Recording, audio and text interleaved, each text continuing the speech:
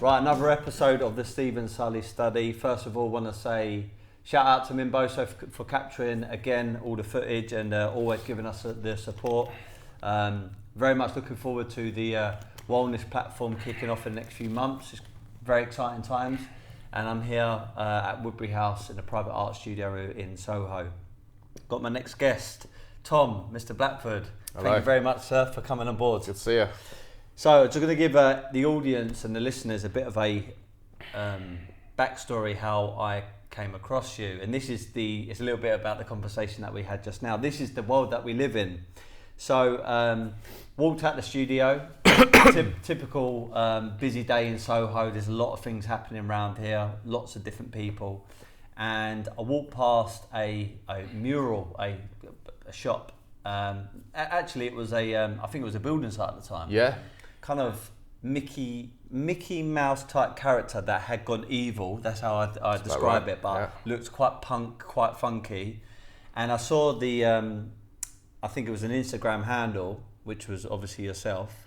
I took a photo of it, tagged you in it, then started speaking to you on direct message, and then we hooked up a couple of times, had a conversation. Now we're doing a podcast, and I think social media today is a mad paradox between. It's really good because you can instantly connect and you can expand your network, and the old cliche saying is your net worth is determined by your network. Right, okay, yeah. But then at the same time you can get pulled into like a world where it can become a bit scary. I was talking to you earlier about my son who's only 8 months old. He's going to come into a world where technology and social media is almost going to be an extension of him. That's right, yeah.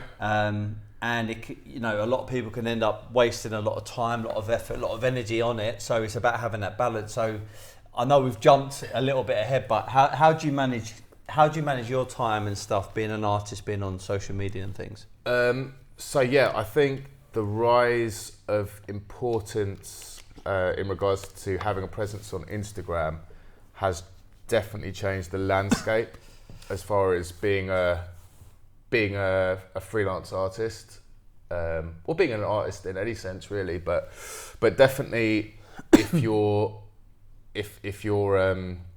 career relies on self promotion, then Instagram is really the where you need to be pushing your work these days. I try and spend as little time on it as possible these days. Mm-hmm. Simply because you get caught up in before you know it, you're in a black hole of looking at random stories and pet videos and accidents, and it can be a real time waster. So I think you've done it right, though, on your social media, because when I was on it earlier, you got a good following. I think about 13,500 followers on Instagram, but you've kept it strictly business, and I think. I'm not saying that everyone has to just use it just for business, but I think if you're doing it a little bit more than, business and just having a couple of comments with friends, I think that's when you get pulled into a world of it's just artificial and you're just not, you can waste a lot of time. I think as you were just saying, that self-promotion is very, very, very important. I read a book by Richard Branson a couple of years ago called Losing My Virginity. Okay. And he was, which is quite funny, he is known for like almost predicting the future. So I'll give you an example. He said to the media once that he was going to release this was years and years ago, decades ago I think, going to release a little black box that you could listen to music from, because you used to have music, Virgin Records. Yep. And he was obviously known as a pioneer in that sector, multi-billionaire from that and other businesses. And he said he was going to release this black box and you could listen to music from. And then he said it was just a hoax. He just made it up. Right. But the irony is, a couple of years after that, Apple or Steve Jobs released the iPod, and that was actually essentially the same thing. Exactly the same thing, basically. Yeah. And then he also said in his book that PR companies or advertisers are slowly going to start losing their not their jobs or their careers, but their power. They're going to lose a lot of their power, because the power is going to come to individuals or businesses. Yeah. And it's going to be in the form of social media. Yeah. And again, a lot of people mocked what he was saying. And now, if you look at today, I mean, I I've had a few marketing meetings, PR meetings recently about how advertisement and getting paid for your work or your services, how it's all changed. Yeah. And it's true. Like social media is such a powerful tool. I feel like graffiti artists and street artists were, they were almost doing that from before social media became such a current thing. That was the first sort of way of presenting yourself to the outside world. If you had art that you wanted to get into the public, it was about literally putting it out there on the street, or painting trains and whatnot. And in a way, that's the first form of social media, in a sense. So it doesn't surprise me at all that graffiti artists and street artists are now using this platform in such a big way and getting the exposure that they're getting. It all seems to make sense. I think that there's a very entrepreneurial mindset just involved in being a street artist in the first place, or a graffiti artist in the first place. Yeah, I've got a few friends of mine who are in like the creative space. Dart Circle clothing company is one of them, and then really good friends of mine is Trapstar, and they started literally from a boot of their car. And now, if you take the clock to today, 2019, they got an investment by Jay-Z's company, Rock Nation, and they're here. They're also in America. They've got people like Rihanna, Drake, Meek Mill, obviously Jay-Z, all wearing the clothes. I mean, it's just amazing what they've achieved. Then you've got, not that I know him, but people like Ed Sheeran used to play his guitar in the subways, in the tube and stuff, to try and get recognition. Right. And I think when you're in that creative space, there's so much competition in it, but you need to do things outside of the box in order to get recognised. And it's probably no different to street artists, people like yourself who do public art, because you can do these amazing things on the streets, like you did around the corner from here, which caught my eye. But then how do you make that transition from the streets of London or wherever you're at onto canvas? I mean, how do you go about doing that?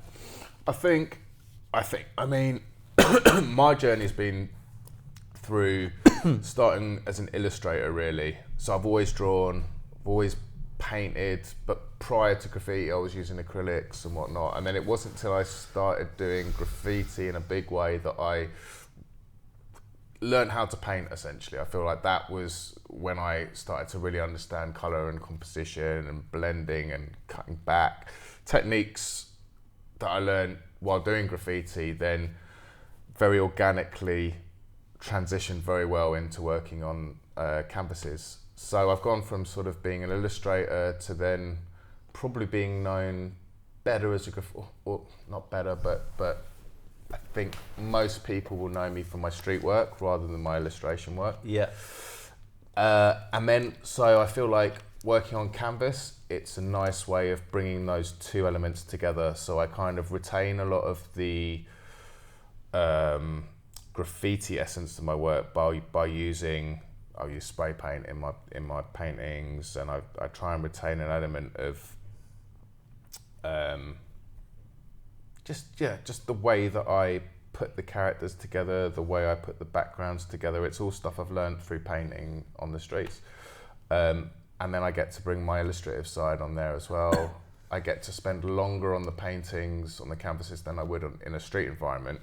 And that suits me quite well, because I'll quite often, when I paint in the street, I'll find imperfections after I've gone home and taken photos, and then I end up going back the next day and touching it up. Okay. And then I've like, okay, I've just got to leave it. This is supposed to be a kind of pretty quick art form. I can't treat it like a canvas. I've just got to leave it and let it be done. Whereas with painting canvases, I quite like having that opportunity to paint, spend a couple of days, rest, come back to it, add more to it. There's more of a luxury. I've got more of a luxury there to spend a bit more time on it. So each of these mediums have their own advantages and disadvantages. Yeah. The disadvantage of street stuff, obviously, being that it doesn't last very long, especially in London.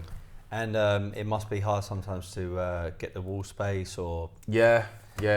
I found that's increasingly difficult in the last 5 years. I think everyone seems to have now jumped on this kind of, even artists that didn't come up as graffiti artists or street artists, you're getting a lot of just, painters and contemporary artists realising that there's an advantage to painting within a public domain. And obviously social media plays its part there, because you get people taking photographs of your work and putting it on the blogs and websites. So yeah, it's kind of a bit of a free-for-all at the moment. Whereas I think in the past there was a level of hierarchy in place. So there were some artists that you just didn't go over, or you respected the fact that they've been painting for a while, and they had a name attached to them, and you just respected it. Whereas now I think everyone's just, the rules of graffiti have gone out the window, and everyone's just trying to... It's a bit ruthless. Yeah, pretty much, yeah. Yeah. So yeah, don't expect your stuff to stay too long. Get a nice photo of it. Well, funny enough you say that. So our background, Woodbury House, has been dealing with Bridget Hamilton, but predominantly, who's dubbed as the godfather of street art. He used to call his work public art. Sure. And then you have his tenant at the time was a guy called Christopher Ellis Days, and who you met at our show, I think it was in April or May. Yeah. A couple months ago. Yeah. Both very, very incredible people, got slightly different styles and stuff, but both from the same ilk, from New York, or made their name in New York basically, and went from the streets onto canvases. Sure. And I was talking to Days about the same sort of thing, and he was saying to me, like, the streets are almost like their marketing platform, because you make a name for yourself on the streets, and then when you get fairly well known, this is before social media was around, when you get fairly well known, then you put it onto canvases, then big galleries or big collectors starts noticing you, and that's how people start purchasing. Then opportunities come, prices go up, and things of that nature. Sure. But yeah, I think going back to the whole social media thing today, it can be, some would say that it could be a little bit more easier to promote your work, but again, there's more distractions on it as well. So with your art then, I mean, I think it's important to do interviews like this, because I've always said that to rely on customers or clients or collectors to say, oh, I like that work and I'm going to purchase it. People will do that, but I think it's healthy for them to understand the psychology behind your work and your theme and your style. So where did your style and theme get born from? I think it comes from, back at the beginning of probably when I came out of uni, I did a year and a half of illustration at university. Didn't get on there, so I left that a year and a half in, and decided I wanted to try and be a comic book artist. Okay. So that was where my passion lay at that time. I was already heavily interested and influenced by graffiti, but I wasn't going out and painting. I was tagging, and I did design to my book, but my heart was set on trying to get into the comic book world. Found that to be increasingly difficult, and also my style I don't think was quite cut out for it. I think I've always had this sort of quirky, slightly dark style which suited individual pieces rather than narrative work. So yeah, I went from doing the comic book stuff to thinking, okay, I just want to be an artist, and all around. I don't want to be pigeonholed. I don't want to necessarily be a graffiti artist or be an illustrator. I quite like the idea of having the opportunity to go into various different genres and not be boxed in like that. So I think the graffiti thing for me was a way of, I don't know how I'd promote my art outside of that, to be honest. It just makes sense to me. If you want to make a name for yourself and you want people to see your art, just like get it out there. In terms of style, I think I still retain that comic book foundation in my work. It's become increasingly more, I guess, pop-based, popular culture imagery appearing in my work a little bit more, subverted icons from pop culture, sort of my own twisted adaptions of them. Big into my Japanese animation, so I think that crops up here and there in terms of colours and compositions. But yeah, it's a very hard thing for me to define personally. I think it's up to the audience in a way to kind of like tell me what I'm about, because it's like chasing my own tail, trying to work out what I'm doing. Yeah. But I kind of tend to stay away from any sort of political art. It's all very sort of aesthetic based. Yeah. Poppy and punchy, colourful. Yeah. Definitely with a lean towards the dark side. Yeah. A lot of people look at my stuff and say, "Oh, it's a bit twisted, and it's a bit out there." But it's like the one I saw, and also I think you showed me one of Goofy, is it? Before? Yeah. And they both look like they've been possessed slightly by the devil, but want to be possessed by the devil almost. They're on kind of like a kind of drug maybe somewhere. Yeah. I like it because it is edgy, it's quite dark, and there's a little bit of like they're happy, but they're also a little bit like crazy at the same time. Yeah, it's taking images and icons that are deemed as very innocent and what's the word I'm looking for? Sort of holier than now. Do you know what I mean? And adding a sort of a dark twist to them. Yeah. I think I just get a kick out of it. I think I just enjoy subverting expectations. Yeah. Yeah. So you've been painting how long now for? The graffiti stuff I've been doing for about 15 years, I'd say.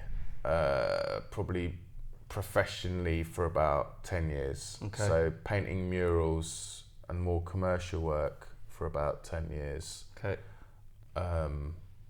But like doing art since forever. And is it something that you've kind of taught yourself, or is it something you went to school for, or? No, taught myself. I say taught myself, but I think those formative years of painting with guys when doing the graffiti stuff, painting with guys that were a good 10 years older, maybe 15 years older, that already had that background and were already really technically quite apt when it came to using spray paint. I was kind of thrown into having to get up to speed very quickly. Okay. So I think that helped enormously. Just that internal pressure of feeling like I had to not fuck up in front of these guys whose work I respected. You know, that was kind of a good way of a good introduction. Yeah, I guess. And then I found like once you kind of get to grips with the technical aspect, then that really just opens you up to being able to produce. It makes it a lot easier for you to realise your ideas. It takes a couple of years, I'd say, to work out your style and your take on things. And and it's been pretty easy riding since then, really. Yeah.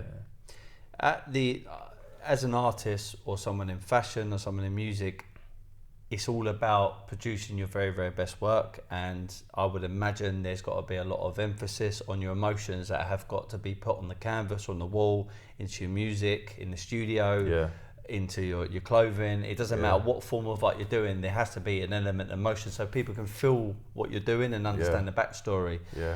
But then you've got that one side, and the other side is there has to be an element, even though some people don't like talking about it, the money side of it. Because at the end of the day, if you're a multi-millionaire and you're doing it for fun, then that's fine. Yeah. But if you're also doing it for a career where you're not a multi-millionaire, then you have to be talking about the marketing side of things, aligning yourself with the right brands, art studios, galleries, organisations. Sure. So how do you switch your mind from that creative to that kind of business side of things? It's difficult. I find that something that I really do struggle with, and I think I like to think that I won't always struggle with that, because I like to feel that as I become more established, I find more and more people come to me because of the work that they recognise that I do, rather than me just being an artist for hire.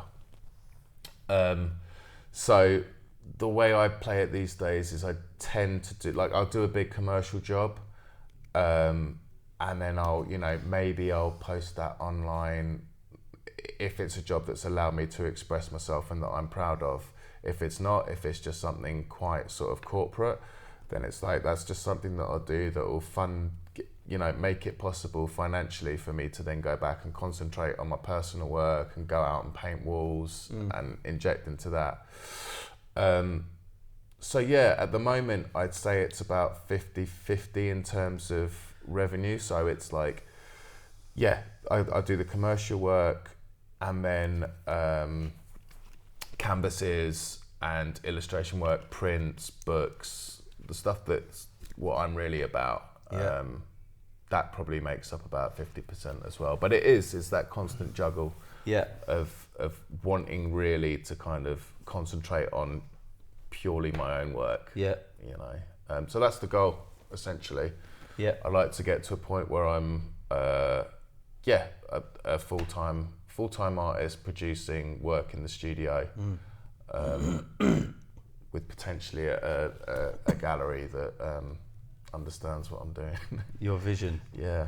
Because talking about this artist over here, Bridget Hamilton, he was known for working alongside JeanMichel Basquiat and Keith Haring. Sure. And JeanMichel Basquiat and Keith Haring conformed with the art market, so they worked with massive galleries. They ended up working alongside investment bankers who were investing into their work and become very, very quite commercial. But then Hamilton turned his back on the art market and became a rebel and kind of disappeared off the face of the earth for like 2 decades. Right. And some people really admire that, and they say he's a true artist. Yeah. But I'm guessing he was financially stable enough to be able to make that decision at the time. I can only assume. I guess so, but there's also a lot of talks that he used to do all his money on drugs and spend it on the wrong kind of social group, and then struggle for a long time, couldn't even pay his rent at hotels and people that he was renting off, and he had to paint a few canvases in order to give it over in, like as currency almost. Sure.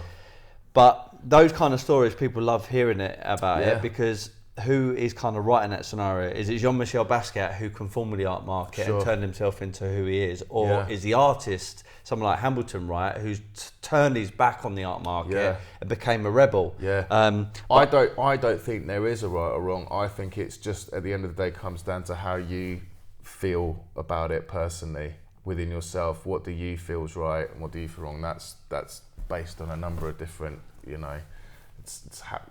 what do you think art is, and what's your experience of it growing up, and all sorts of things. I think the commercial world and what that represents. Yeah, because you could speak to some artists today, and the moment you talk about money, it's almost like they can. Yeah. And I understand it. They can put their back up and say it should just be about the art and be creative. But then you speak to another artist and say, yeah, it's about that, but it's also about making money at the same time. Of course, yeah. I'd love to spend my life running around London painting walls. Yeah. That'd be brilliant. Because you could speak to someone like Jeff Koons or Damien Hirst, who are both living artists today and legends. Yeah. But there's some of their art, not all of it, is not actually produced by them. It's produced by other people, and they sign it off, and they're multi-millionaires 10 times over. Yeah. So it's kind of that balance in today's world where you've got to be creative and do things which are going to make you creative, but then also at the same time getting yourself financially educated, learning how to do social and online marketing, and align yourself with the right brand. So let's talk about, I'm not going to name any galleries, but there are galleries out there, good galleries, and there are not so good galleries. So how do you pick and choose which ones you want to work with? I like to go with a gut instinct upon meeting them face to face and getting a good vibe off them. I've met some horrible gallerists down the road, which has at times made me feel very jaded about the whole thing. And then galleries that you really respect, and then you hear stories about how they've treated their artists, and so it's difficult. Also, now we're at a time as well with this Instagram thing where I've heard of gallerists being interested in the artist's social media following before even almost looking at their artwork. Yeah. And it's like, oh my God, have we just turned into has it just become this crazy numbers thing, a zoo where, it's all just about promoting each other, which is depressing. So I like to think of it of going with a gut instinct, but also, of course, like just seeing a gallery and you see the artists that they've represented and they're artists that you believe in and you feel they're artists that have got integrity. So yeah, I think that's the best way to go about it. But I'm by far an expert in that world. That's something I'm still getting to grips with, definitely. Yeah, going on your gut, I think it's important. I think it's almost your second brain, isn't it? It is, yeah. It guides you. Yeah.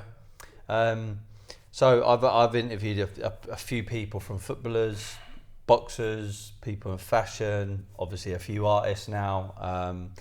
And one thing I get from all of you people I've interviewed is your sheer determination to become successful or pursue that perfection to your work. Sure. But there are times, and we all go through it because we're all human, where challenges come up and you kind of question your vision, you question your ability, you question the market, you question everything. Yeah. And I think it's very healthy, at the same time normal, but as long as you don't live there and you kind of use it as fuel to keep on going, that's the main thing. But have you ever had it when you think, you know what, I'm going to, what they call in the conventional world, I'm going to go off and get like a real career, a real path, rather than this, you know, this creative, because I know what my mum and dad would say if I was going to, I know, pursue like doing fashion or something, they'd go and get a real job, you know, because they wouldn't understand it. I've had plenty of that. I bet you've had that as well. I've had years of, both my parents thinking I'm crazy for doing what I do. And been through some hard times with it. I mean, even this year, I've had 2 really big jobs fall through. No fault of mine, just things haven't panned out. But jobs that I was relying on for future revenue. Then I've just got back from this festival in Belgium that I was supposed to be painting at. That got cancelled while I was out there. While I was out there, I got another email saying that another big job had fallen through. And you get those moments where you're just like, oh, for fuck's sake, you know, give me a break here. But what I've found is that it always somehow, no idea how, but somehow it always works out. You know, that's all I can say. It tends to work out. I've never had to bite the bullet and get a real job, and that's just blind faith, but also a lot of hard work. I suppose, making sure that you're always out there, making sure that you're always pushing your artwork out there, going out painting, doing stuff. I think staying busy, even when there's no work on, the trick is just to keep producing artwork, keep showing people that you're producing artwork. Otherwise, it's very easy to get really depressed. Yeah. It's again, like everyone, it doesn't matter what profession you're in. I think everyone goes through these challenges, and I think it's, like I said earlier, it's healthy to have the challenges and also feel a little bit of fear sometimes about which direction you're going in, because it makes you resourceful and it makes you step up and become a better version of you. Sure. But I think a lot of people sometimes fall back into the trap of, if things are doom and gloom, things are not going so right, and then they kind of opt out for more of an easier or more conventional option. Sure. And it's sad, because these could be the next Jeff Koons, these could be the next Damien Hirst if they just persevere, because Andy Warhol went through it, Picasso went through it, but all these top people have all gone through adversity. It's just about staying positive and focused to your mission. What I found is, a lot of the time, a lot of the best artists are also some of the most introverted. So they don't have necessarily those social skills to get out there and talk to people about their work. And then you've got the flip side of the coin, which is these not so talented artists, but are full of confidence and bravado and end up doing quite well. And you know, that's I think that's sad in a way, because you're getting people with a lot of integrity that become very bitter and angry about the fact that there's artists of a lesser degree that are getting the attention that these guys really deserve. But they haven't got the gift of the gab, you know. It's about, well, they've learned, whether it's naturally or they've been around the right people, to learn how to promote themselves. Yeah. So they have less capability, but they have massive capability when it comes down to presenting their story and their product in a certain way. And that's like 80% of it, I think, half the time, sadly. It's not always the product, it's the way you present your product. Sure, definitely having a story behind you. People need an access point to your work. Yeah. And they like to buy into the personality of the artist as well, and that's something that I never really gave much thought to until, you know, entering the gallery world and the fine art side of things. But yeah, you know, I've got my friend Matt Dosser. Yes, I know. And he was in he painted walls, was a traditional graffiti artist, then got into a really bad car accident in India. Wow. Had both of his legs completely shattered. Jesus. You know, could have very easily died, and is now, and throughout his recovery, which has meant he hasn't been able to be very active at all, has stayed at home for a considerable amount of time and spent all that, the last couple of years, producing a huge amount of canvas work. And, you know, that's a story. His work's got a lot better. He's become more prolific through that time of being able to have, you know, that almost luxury to have that time to spend on creating artwork. But that's a story, you know. That's where a life situation has adapted the work that he's made, and yeah, you know. I know people use the phrase all the time, you know, everything happens for a reason. And I listened to a guy called Ed Milet, and I'm going to try and remember what he says, coinage phrase, which is, life doesn't happen to you, it happens for you. Right. So no matter what is actually happening, and I know it's really difficult at the time, like if I had a car crash, I'd be like, what is going on? But to try and find... Turning a negative into a positive. That positive thing. I mean, I had something in the early 2000s, I got knocked off my motorbike and I split my kidney open, ended up going to hospital. And it was at this time where I hated the job I was doing. I was in a career that I did not want to be in. But I was going with it just because I was young and I just didn't know what else to do. And this was a shock to your system, and you were like, life's short, got to do what you do. I was on what you want. Hospital bed, laying there, and I had no other choice but to think about things in silence. There's no one around me. I obviously have visitors every so often, but when you're laying there for, you know, days, weeks on end, you just start questioning things and just start recapping about life. I was 19 years of age. I wasn't old.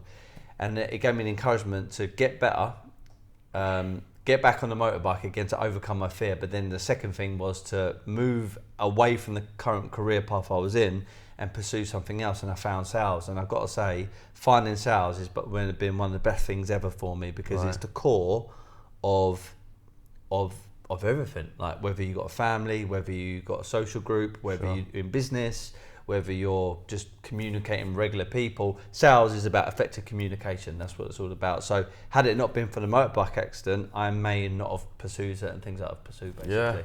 Yeah, you know? It works. Life works in mysterious ways like that. It definitely does. Yeah. Talking about feeling and emotion then, because we spoke about that. So I've had Tom Webb, who is a coding artist. I spoke about certain things that he's gone through, like mental challenges, and how it develops in his work. Harris Newcomb, he was my first person I ever interviewed for my podcast. He spoke about it. It seems like every single artist I've spoken to is quite willing to speak about, you know, some of the mental challenges sometimes they've gone through, or the emotions they've gone through, and then it's actually factored into their work. So are you different to that, or would you say you share a common? I very much fall into that category. Yeah. And if you don't mind me sort of drilling down into that a little bit, what would you say you've gone through, and how has it helped your work? Anxiety, for the most part. Anxiety has always just been there at the back of my mind. Something that I've dealt with for years now. It's very common. Like I mean, I don't know an artist, to be honest, that hasn't experienced some form of mental illness down the line. But even business people, I mean, the amount of business people that I've had conversations with behind the scenes and chatting, and they said, I suffer from anxiety. And I said, what do you mean? You seem like the most confident person. You stand up in front of hundreds of people, you talk, you do these amazing presentations, you've got a great family, you've got a lot of money behind you. Why are you so worried about it? And they said, I suffer from it majorly. But that's, again, either using that kind of tool in the back of your mind as something that's going to push you forward, or it can hold people back. Well, I think I definitely, the artwork that I think I'm most productive probably when I'm anxious or stressed or pissed off. It's definitely, that's my way of channeling any form of negative emotion. And I feel like when people see some of my work and it's quite dark and whatnot, it's like, you know, sometimes they'll be like, oh, is everything all right in your head, Tom? You know, is everything all right? And I'm like, yeah, but it because I've got it out. Yeah. Because I've got it out, this doesn't make me weird. I'd be weird if I wasn't doing this. Do you know what I mean? So yeah, I think definitely like art's always been there for me when I've felt like I was going through a rough time or anxious or down about something. And I would even go as far as to say it's probably when I produce some of my best work. I think the minute I start feeling content, you're sort of, you know, that's when I tend to find creative blocks happening. It's not until I feel like I want to vent something or get something out that I find myself creating some interesting stuff. Yeah. I've referenced this a few times, but JeanMichel Basquiat again, obviously died at a very young age, I think 27 or 28 years of age, from drug-related stuff. Yeah. And there was a period in his life where he was heavily on drugs, then was trying to come off, heavily on drugs, trying to come off. Right. And during these waves of different transitions, his work was slightly changing. Yeah. And everybody said at the time he was collecting his art and investing into his art, I prefer the art that when he was heavily on drugs. Right. Now, no one's asking him to be on drugs. Yeah. But there has been some messages I've heard before where there were almost gangs who were trying to force more drugs on him. So producers. So he'd create that kind of work. And then they would take it as kind of collateral. That's interesting. Yeah, and I don't know whether that's a conspiracy or what, but you can kind of understand it because all that pain, all that frustration, all that anger, as you said, goes onto the canvas and people can actually see it. You know, they really see the fear, the anxiety, the stress sometimes, and people want to pay big money for it. Yeah, well, it's kind of sharing that with an audience. There's a therapeutic thing to that, and I find that with graffiti as well.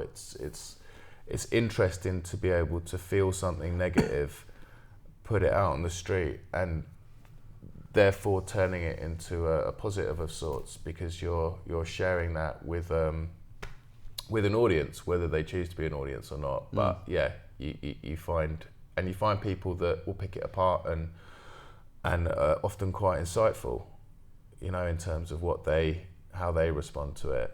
You know, sometimes quite drastically. I've had work violently painted out before because people have taken to it badly. Wow. But that's interesting to me. I don't mind people negatively responding to my artwork. I feel like I'm doing something right almost if I'm creating a reaction. I think all good art should provoke a reaction. Of course it should, definitely. So how old are you now, Tom? I'm 37. 37. 37. Where do you see yourself going the next 5, 10, 15 years from now? I mean, what kind of goals and visions have you got for your work? I'd like to exhibit more. I'd like to push the canvas work a little further. The way I've kind of structured my art life over the last couple of years is trying to be productive throughout the summer months, in terms of going out and painting as much as I can, taking advantage of the longer days, and then during the winter focusing more on canvas work and illustration. It just makes sense to me. So yeah, potentially got a solo show in October, so that's something I'm going to work towards. But film's something that I'm very interested in as well. Film is something that I want to explore and tick off the bucket list at some point, but I think that's a few years down the road. As in you producing and filming something? Directing. Okay. Yeah. That's wicked. Yeah. Films, I think what I would have gone into had the art thing not become so important, but I've got plenty of ideas of what I'd like to produce within that medium. But you know, we'll just see what happens there. But I'd like to think that we'd get something going on that front. Good. In the future, You mentioned that you travel to go and do some work and stuff. Yeah. So is there like any certain cities or countries that you would like to go and visit and create a name for yourself? I'd So I've been out to Tokyo, and that was about 8 years ago now. One of the reasons I was out there is because I was on this tour that was an animation tour, so I was looking at all the animation studios there, which is big what I'm into. But I wanted to paint out there, which I found to be almost impossible. There's literally no areas there that are designated for graffiti, you know, and so the whole thing's just a very alien concept to them out there. So you've got plenty of bombing around the city, plenty of tags and whatnot, but very little in the way of spaces where people can produce artwork, which I found interesting given that font and design and art and illustration is such a big part of their city and culture. So at some point I'd like to get back there, maybe do something in that city and potentially exhibit there as well. Because I think, a lot of people have said my work would go down quite well there. But again, it's, finding the right people, finding the right space. It's all got to make sense. But that's something I'd love to do. Cool. I went to Tokyo actually a few years ago for New Year's Eve, and I think it's a great place. It's amazing. Lots of stuff going on. I mean, completely bonkers. Yeah. And do you go to Electric City? I'm not sure. I went to Akihabara. Okay. I can't actually remember, But the obvious thing is the language barrier. So, do you think that would actually hinder trying to promote some of your work, or do you think that'd be good? I'd have to work with someone like out a local there that was bilingual. Yeah. It would be terrifying otherwise. Yeah. So working in different places, maybe venturing into films as well. What about? Have you ever thought about collaborations with people, or doing it with fashion companies or anything like that? The fashion side, that's another thing where like I've been approached by people, but again, I've just gone with that gut thing where like I need to know that they're doing it properly before I sell any designs or and the rest of it. So it's something that I would contemplate, but again, it would have to be with the right brand and with a brand that trusted my vision and really kind of let me do what I want. Yeah. Into what was the other question? Well, so collaborations with other artists? Yeah. I've got I'm part of a crew called 40HK, which is the graffiti side of things, and then I've got a little two-man crew, which is just me and myself and my friend. I just said me and myself. I was a bit schizophrenic. Quit painting. Yeah. Me and my mate Ewan, who's an illustrator, and we both got quite a dark sense of humour and are into the sort of edgier side of things. I've recently painted with him. Yeah, I saw. So there was like the mouse head with something else. Like he did a rat. He did a rat face. I did a sort of messed up version of Mickey. But he's someone that we've been doing a few bits and pieces together, and we gel really well together. And we've talked about projects. We've talked about doing some comic book stuff together, and then he might even be someone that I end up getting involved in the film side with. Okay. But we're a good partnership in terms of bouncing ideas off each other. So definitely more between me and him in the future. But I'm always open to collaborating. It's good. Collaborating with artists, yeah.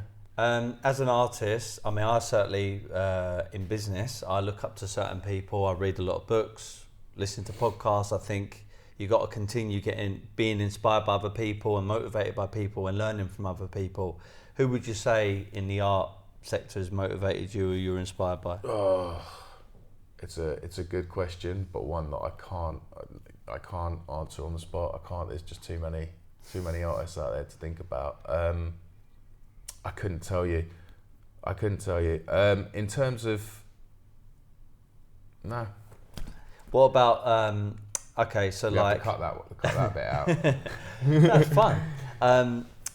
So there's obviously the obvious people like the Bankses of this world, and obviously Days and people like that. But would you say it's more like a bunch of different people, or would you say it's a certain genre that really excites you?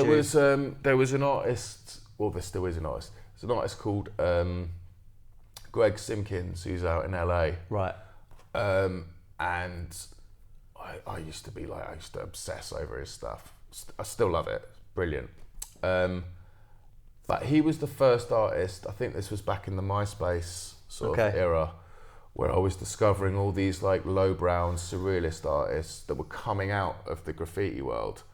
And London didn't really have that. London, you had your Banksys and various other sort of street artists, but they were the ones that were transitioning into the gallery side of things. Okay. Whereas that wasn't really happening with the graffiti artists, and I always thought that's strange because the graffiti artists have been around way longer than this crop of street artists. But I saw that in LA you were getting a lot of really technically good graffiti artists that were transitioning into fine art, surrealism, and these galleries that seem to be out there supporting that stuff. So that kind of, I think something clicked around that time where I was like, there is a way of painting, you know, figurative graffiti-esque quirky character work and it finding a home on canvases as well. So maybe that was a sort of an early inspiration to me. But yeah, it's a good question. I'm not great at answering it. Yeah. It's probably like loads of different layers to it. I think so. Yeah, I don't think there was like that one big moment where I was like, oh yeah, of course. It's just been a slow, organic journey. Well, I was going to ask you. My next question is, and there's only a couple more things I wanted to ask you. But in your career so far, what has been kind of your best ever bit of work on, best moment where you thought, you know what, this is really, really cool. I've got massive amount of like excitement or euphoria from it.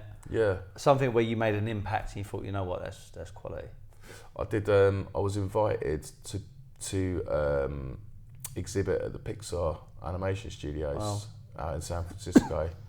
A long time ago now. It's about 10 years back now. But that was very affirming because it was alongside some of the best illustrators and animators in the world. I mean, literally, like I looked at the list and I was like, what am I doing on this list? But that was for a project called the Totoro Forest Project, which was where Studio Ghibli out in Japan, they produced a movie called this is where this t-shirt's got imagery from their animation actually. But this guy, Totoro, there's a film called My Neighbor Totoro, which was about this sort of mythical beast that lives in the forest.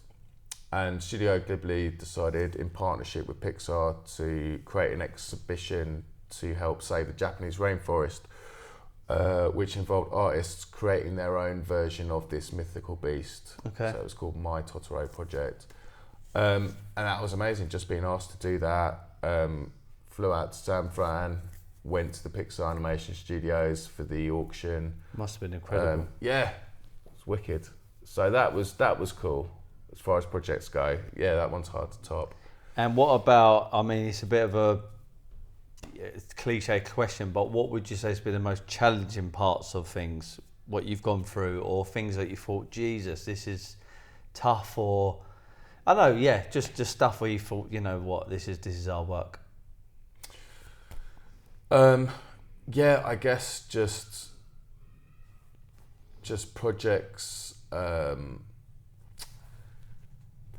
projects that initially sound very creative often get watered down drastically from the initial conception, and that's always disappointing when you're invited to be part of something and you think they're going with you because they like your individual style, and then down the line the corporate bosses get involved and it becomes more and more diluted. So I find that always quite frustrating because I'm quite stubborn as well, and I'm quite I'll try and push as hard as I can to retain my stamp on things in terms of the final artwork. So that's a constant challenge. It's a good character trait to have though, because it means you're passionate about your work and you're not trying to sell out, you know, where you're just saying, just do whatever you want.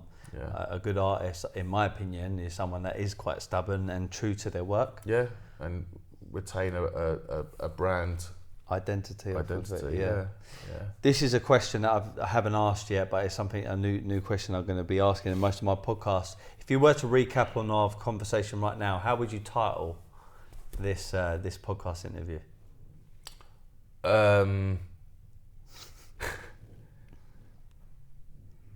Blood, Sweat and Fears. All right, cool, wicked.